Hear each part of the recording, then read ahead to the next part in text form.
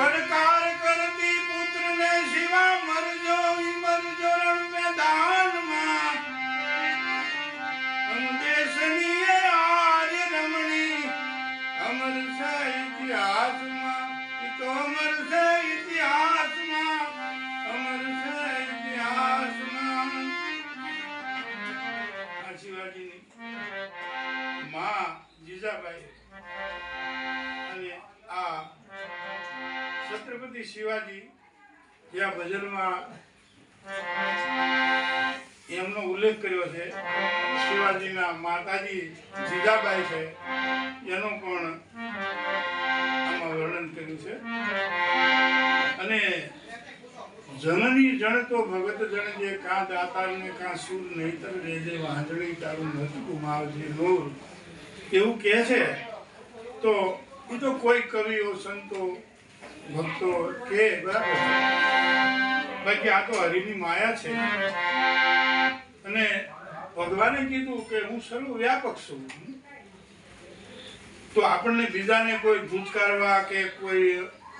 એવું કહેવાનું હેતુ કોઈ આ કવિઓનું નથી પણ જે આવા સંતો ભક્તો મહાપુરુષો સુરવીરો દાતારો થયા છે એને કઈ ને કઈ બિરદાવલી આપે છે આગળના ભક્તો સંતો પછી વાત એમાં ગોપીચંદ ની આવે છે કેલૈયા ની વાત આવે છે એ ભજન ઘણા વર્ષો પહેલાનું લખાયેલું છે ચોપડીમાં છે કે આજ આરવાર મેં કીધું આપણે હવે એ ભજન એક એક બોલીએ એટલે એ બાને પડ્યું રહે સાહિત્ય તો કોઈને ગમે તો ગાય તો એનો ઢાળ છે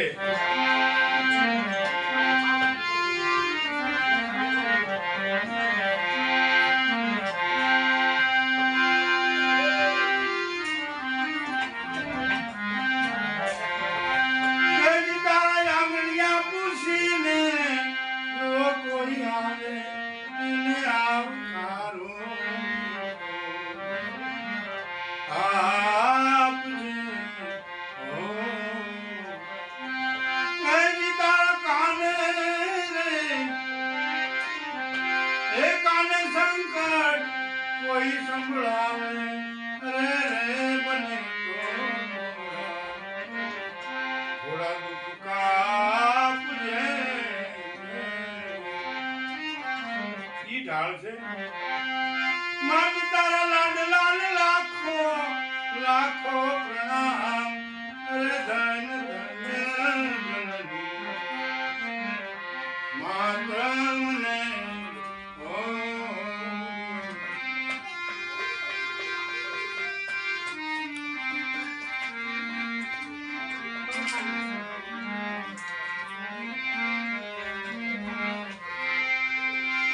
શિવાજી સપૂત આપ્યો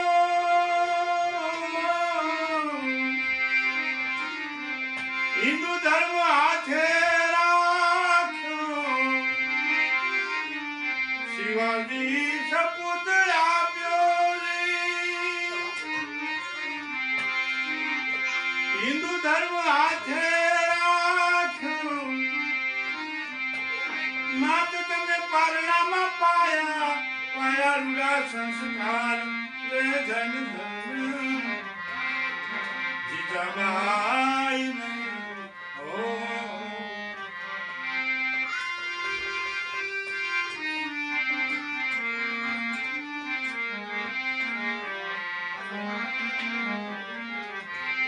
માત તમારા લાડલા લાખો લાખો પ્રણામ અરે ધન ધન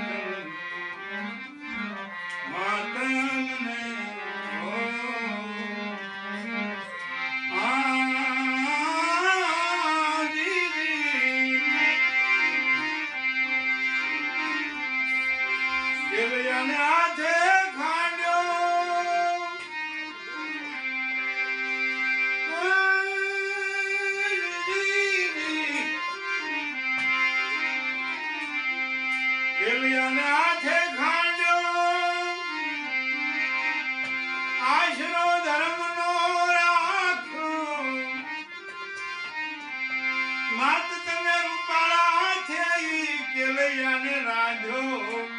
અરે ધન ધન માતમને માત તમે રૂપાળા છે કે લઈ અમે રાંધો રે ધન ધન સંગાવતી માતમને માત તમારા લાડલાલ લાખો લાખો પ્રણામ અરે ધન ધન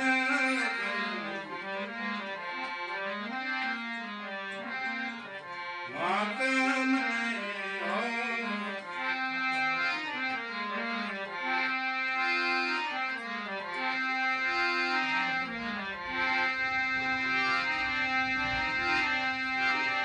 લાખ માળવો ત્યાગ્યો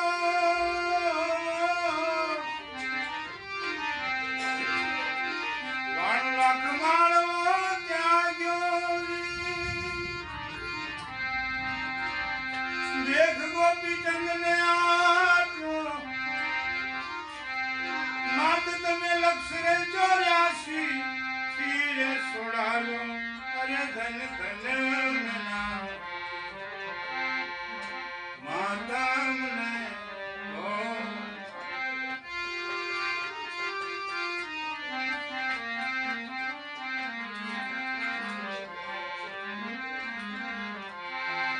માત તમારા લાડલાલ લાખો લાખો પ્રણામ અરે ધન ધન માતમને જનને વિનાનો જન્મે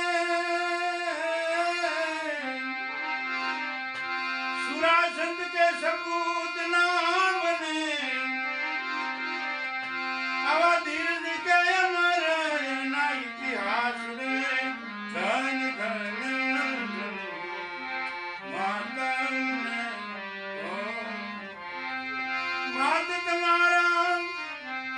लाडलाल लाखो लाखो प्रणाम अरे धन धन मातम આ શબ્દો કે